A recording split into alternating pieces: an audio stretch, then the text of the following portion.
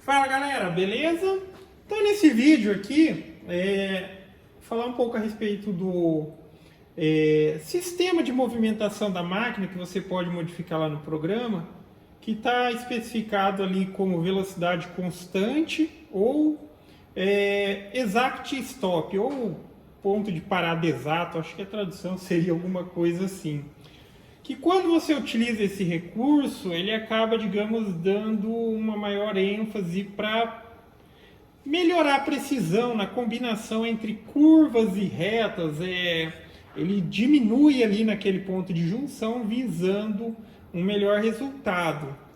Para quem viu o vídeo no qual eu deixei a máquina realizando esse processo aqui, que eu disse que era o V-carve positivo e negativo, esse positivo e esse negativo, a máquina ela estava na configuração de ponto de parada exato, o que fez com que o processo demorasse muito mais do que deveria. Então, cada situação é uma situação. Agora eu vou colocar aqui para refazer, é o mesmo arquivo, eu só modifiquei ali no programa, vou até mostrar o que eu estou mencionando. Eu só modifiquei lá para vocês verem a diferença. Então aqui a máquina ela trabalhava, como é um vetor que tem muitas curvas, muitas junções, ele trabalhava meio que dando aquelas tremidinhas, parecia que estava meio que querendo parar, por assim dizer. Tá? Deixa eu dar uma mostrada aqui para vocês aonde seria isso. Então quando você entra aqui em General Config, General Config, daí tem aqui Motion Mode, Constant Velocity e Exact Stop. Então, da última vez que eu fiz, para quem não viu, se quiser ver, veja pelo menos o comecinho ali do entalhe, a maneira como a máquina se comportava.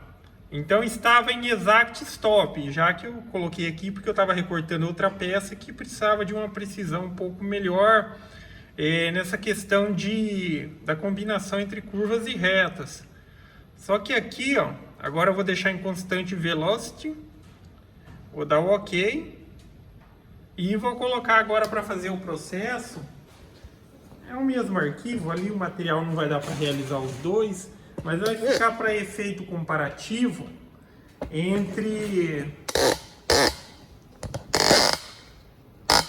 a maneira como a máquina se comporta. E depois vocês podem dar uma olhada lá. Mas esse processo todo aqui demorou 15 minutos utilizando essa questão de movimentação de parada exata ali. E agora aqui, vamos ver como que ela vai se comportar estando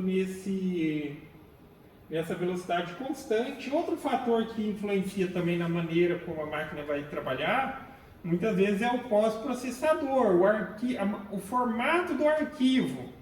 Então, por exemplo, o Mac3 ele tem até um formato específico para ele, mas ele reconhece vários outros, G-Code, o milímetro, o TAP, tá?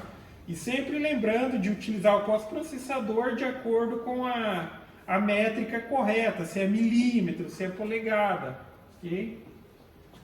Então, agora eu vou colocar para rodar e vou deixar ele executar essa primeira parte aqui, já que o arquivo ele é inteiro, ele faria os dois, mas o material aqui não vai dar para fazer a segunda parte, então vou deixar realizar só a primeira parte.